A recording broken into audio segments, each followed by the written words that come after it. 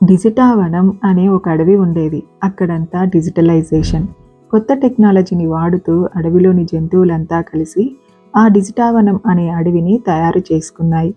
అందులో ఉన్న జంతువులు ఏఐ యాప్స్‌ని, డిజిటల్ యాప్స్‌ని యూజ్ చేసుకొని ఆ అడవిని రక్షించుకుంటున్నాయి.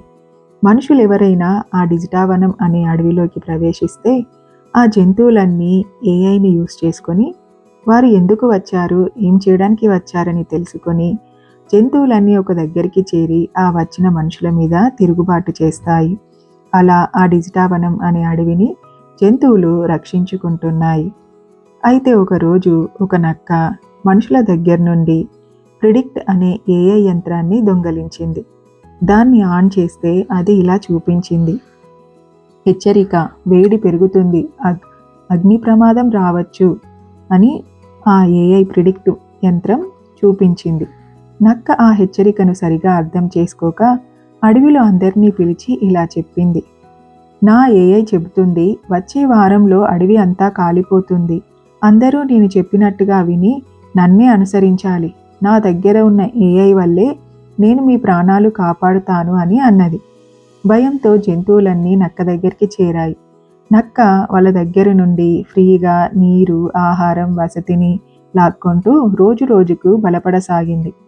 అయితే అడవిలో ఉన్న ఒక చిన్న గుడ్లగూబకు అనుమానం వచ్చి రాత్రిపూట దొంగగా ఆ ఏఐ యంత్రాన్ని పరిశీలించింది. మాన్యువల్గా ఆ గుడ్లగూబ దాన్ని చదివి అసలు నిజం తెలుసుకుంది. అది అగ్ని ప్రమాదం కాదని, వేసవి వల్ల వేడి పెరిగినప్పుడు ఇచ్చే సాధారణ హెచ్చరిక మాత్రమే అని కనిపెట్టింది. అడవిలోని జంతువులందరికీ ఆ విషయాన్ని చెప్పింది. జంతువులన్నీ నక్కను హెచ్చరించాయి. ఇంకోసారి ఇలా జరిగితే ఈ డిజిటావనం అడవిలో నుండి నిన్ను పంపించి వేస్తామని చెప్పాయి.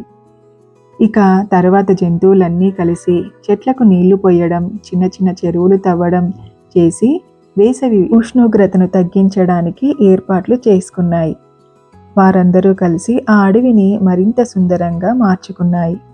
నీతి: ఏఐ జ్ఞానం మనకు సహాయం చేస్తుంది, కానీ విచక్షణ, నిజం తెలుసుకునే బుద్ధి మన దగ్గరే ఉండాలి.